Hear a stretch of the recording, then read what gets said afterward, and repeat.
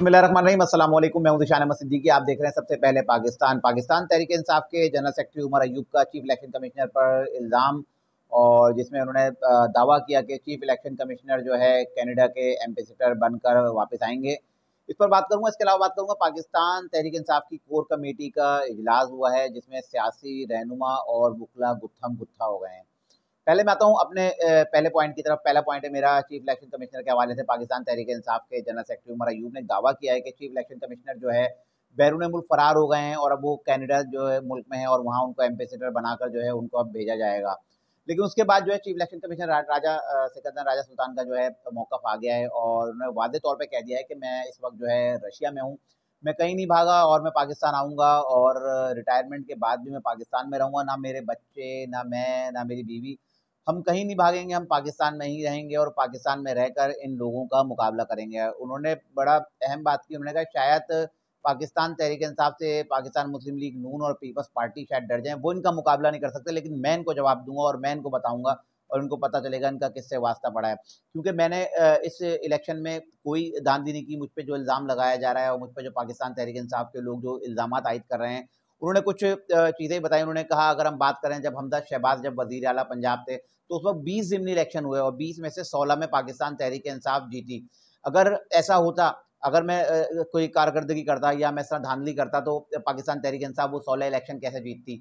उन्होंने कहा, जब उस वक़्त जब इलेक्शन हो रहे थे, ज़िमनी इलेक्शन, जब हमजा शहबाज वज़ीर आला थे और 16 माह की पीडीएम की हुकूमत थी, तो उन्होंने कहा उस वक़्त के चीफ जस्टिस ने, उमर अता बंदियाल ने भी मुझे कॉल की थी। एक दिन मैं सो के उठा तो उमर अता बंदियाल साहब के पास बहुत सारी कॉल्स आई हुई थी और जब मैं सो के उठा तो मैंने उनको कॉल की, मैंने उनसे माज़रत की। तो उन्होंने मुझे कहा कि एक हल्के में हमारे पास कुछ शिकायत हैं कि वहाँ धांधली होगी। तो उन्होंने कहा कि ऐसा हो नहीं सकता, क्योंकि मैंने सख्ती से अहकामात दिए हुए हैं तमाम अफ़सरान को कि किसी भी हल्के में जो है धांधली नहीं होना चाहिए। बहरहाल उन्होंने कहा कि जब चीफ जस्टिस ऑफ पाकिस्तान उस वक़्त के उमर अता बंदियाल साहब ने मुझे कॉल की, उसके बाद मैंने वहाँ के मुताल्लिका डीसी और वहाँ के जो लोग थे उनसे राब्ता किया और जब उन्होंने मुझे यकीन दहानी कराई कि वहाँ किसी तरह की कोई धांधली नहीं हुई, फिर मैंने जो है चीफ जस्टिस साहब को बताया और जब इलेक्शन हुए तो वो निश्चित जो है पाकिस्तान तहरीक इंसाफ ने जीती। तो उस पर मुझे चीफ जस्टिस ऑफ पाकिस्तान ने शुक्रिया की कॉल भी की और उनसे मेरा राब्ता भी हुआ। तो उन्होंने कहा कि ये तो पाकिस्तान तहरीक इंसाफ के लोग जो है खुद हारे हैं और सुन्नी इत्तेहाद कौंसिल में जाना सबसे बड़ी इनकी गलती थी। और उन्होंने बड़ी अच्छी बात की। उन्होंने कहा, मैं तो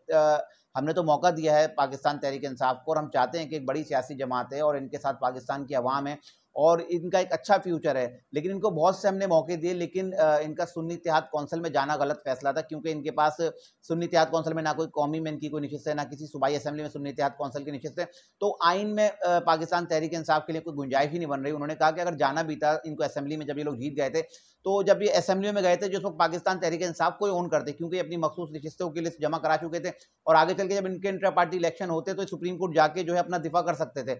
लेकिन ये इनकी अपनी नाअहली थी, इनके वकला की नाअहली थी कि इनको जो है गलत इन्होंने मशवरे दिए।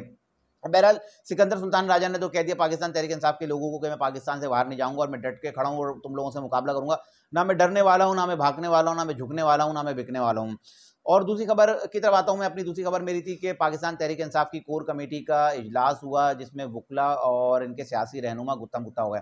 हुआ कुछ यूं कि पाकिस्तान तहरीक इंसाफ के 4 वकला इस्लामाबाद हाई कोर्ट की हिदायत पर जो है इमरान खान साहब से मिल के आए। मैंने बताया था पिछले ब्लॉग में कि पाबंदी है, 2 हफ्तों के लिए मुलाकात पर पाबंदी है। लेकिन इस्लामाबाद हाई कोर्ट ने जो है इमरान खान के 4 वकला को जो है इजाज़त दी और उन्होंने कहा कि जाएँ आप इमरान खान साहब से मुलाकात करें। बल्कि ना सिर्फ मुलाकात का कहा, बल्कि उनको पाबंद किया कि कोई जेल का एहलकार इनके साथ खड़ा नहीं होगा, कोई खुफिया कैमरे, खुफिया रिकॉर्डिंग कुछ भी नहीं होनी है। आपने इनको जो है इमरान खान साहब से मुलाकात करने जाना है।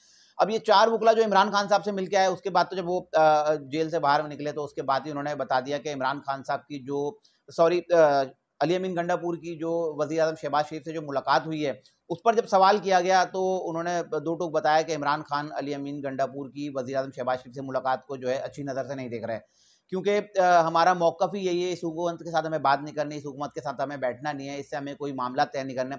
तो इसी चीज़ पर जो है कोर कमेटी में जो है बात की गई और अली अमीन गंडापुर को बताया गया कि आपने जो है वज़ीर आज़म से मुलाकात की, तो और क्यों की आपने मुलाकात? आपने पार्टी की किस क़यादत को बताया? किसको आपने नॉलेज, किसकी नॉलेज में लेके आए? किसको आपने इन्फॉर्म किया? आपने किसको डिटेल शेयर की कि आप वज़ीर आज़म से मिलने जा रहे हैं? तो उस पर अली अमीन गंडापुर ने कहा कि मैं सिर्फ़ शहबाज शरीफ साहब से नहीं मिला, मैं 2 लोगों से और मिला। अब उनका ये बताना था, तो कोर कमेटी इजलास में तो जो वहाँ लोग मौजूद थे मजीद बरहम हो गए। उन्होंने कहा कि आप उन लोगों से क्यों मिले, क्योंकि इमरान खान का तो दो टोक मौक़िफ़ है ना कि हमने वर्दी वालों से तो मुलाकात करनी नहीं है। तो अली अमीन गंडापुर को बड़ा सख्त जो है तनकीद का सामना करना पड़ा और पूरी कोर कमेटी के लोग जो है उन पर चढ़ दौड़े। उन्होंने कहा कि आपने तो शहबाज शरीफ साहब से मुलाकात की, उसके अलावा 2 लोगों से जिन्होंने आपने मुलाकात की, क्यों की? उस पे अली अमीन गंडापुर ने कहा कि मैं मफाहिमत की पॉलिसी चाहता हूँ, मैं एक रास्ता बनाना चाहता हूँ ताकि इमरान खान साहब को रिलीफ मिले और इमरान खान साहब के लिए कोई रास्ता बने। पाकिस्तान तहरीक-ए-इंसाफ का बयानिया हम चाहते हैं।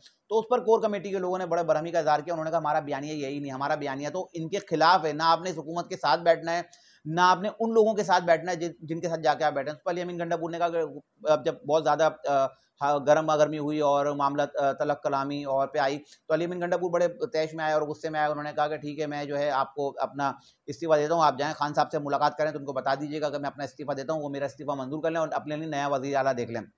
अब उसपे जो आगे जो मामलात हुए वो फिर सुन्नी इत्तेहाद कौंसिल के मामलात हुए कि सुन्नी इत्तेहाद कौंसिल में जाने का ये मशवरा किसने दिया था कि सुन्नी इत्तेहाद कौंसिल में, क्योंकि मैंने बताया ना अभी चीफ इलेक्शन कमिश्नर ने बताया कि सुन्नी इत्तेहाद कौंसिल में ये लोग ना जाते हैं अगर किसी और सियासी जमात में जाते हैं, क्योंकि इससे पहले आपको पता है बल्लेबाज का निशान आया था और उसके बाद एमडब्ल्यूएम भी थी, क्योंकि एमडब्ल्यूएम की कौमी असेंबली में नशिस्त है। अब ये जो फैसला हुआ है ना सुन्नी इत्तेहाद कौंसिल में जाने का, उसके बाद पेशावर हाई कोर्ट गए और मैंने आपको अपने व्लॉग में बताया था पेशावर हाई कोर्ट इनकी इस दरखास्त को मुस्तरद कर देगी। तो उसको लेकर जो है जब इमरान खान साहब की अडियाला जेल में जो अपने वकला से मुलाकात हुई ना, तो इमरान खान साहब को बता दिया गया कि सुन्नी इत्तेहाद कौंसिल में जाना हमारा गलत फैसला था, इसकी वजह से हमारी 78 मखसूस नशिस्तें जो कौमी और चारों सूबाई की वो चले गई हैं। तो उस पर भी इमरान खान साहब ने बरहमी का इज़हार किया। उन्होंने कहा कि सुन्नी इत्तेहाद कौंसिल में जाने का मशवरा किसने दिया था कि सुन्नी इत्तेहाद कौंसिल में आप लोग जाएँ, क्योंकि सुन्नी इत्तेहाद कौंसिल के जो सरबराह हैं साहबजादा हामिद रज़ा, वो खुद आज़ाद हैसियत में इलेक्शन लड़े और चीफ इलेक्शन कमिश्नर ने भी ये बात की थी अपने बयान में। तो अब इस पे भी फड्डा कि ये मशवरा किसने दिया और फिर सबने एक दूसरे पे डाला। सियासी जमात के सियासी का जो लीडर थे उन्होंने कहा कि वकला ने कहा, वकला ने कहा, उन्होंने कहा। अब जो कुछ जो खबरें आई वो मैंने कहा था ना इमरान खान साहब को इमरान खान साहब के एडवाइजर्स मरवाते हैं। तो इमरान खान साहब अपने यूट्यूबर्स के कहने पे चलते हैं, तो वहाँ ये मीटिंग में कोर कमेटी में ये बात भी सामने आई कि 2 यूट्यूबर्स हैं जिस पे इमरान खान साहब बड़ा जो है भरोसा करते हैं। तो उन 2 यूट्यूबर्स ने भी अपने जब वीलॉग्स किए उसमें कहा कि पाकिस्तान तहरीक-ए-इंसाफ के लिए जो है सुन्नी इत्तेहाद कौंसिल सबसे बेहतर रहेगी और साहबजादा हामिद रज़ा हैं, ये ना डरेंगे, ना बिकेंगे, ना झुकेंगे। तो उस पर भी लोगों ने सोचा कि शायद इमरान खान साहब ने उन 2 यूट्यूबर्स की बातों पर यकीन कर कहा होगा कि सुन्नी इत्तेहाद कौंसिल में चले आएँ। इसके अलावा अगर दीगर किसी सियासी जमात में होता ना एमडब्ल्यूएम में, तो शायद इनको कौमी की नशिस्तें मिल जाती और या सूबे में भी शायद इनको कुछ ना कुछ मिल जाता। लेकिन सुन्नी इत्तेहाद कौंसिल में जाना इनका जो है ना एक बहुत बड़ा जो इनका भंड हुआ है और इसकी वजह से इनको जो है इनकी मखसूस नशिस्तें जो है चली गई हैं।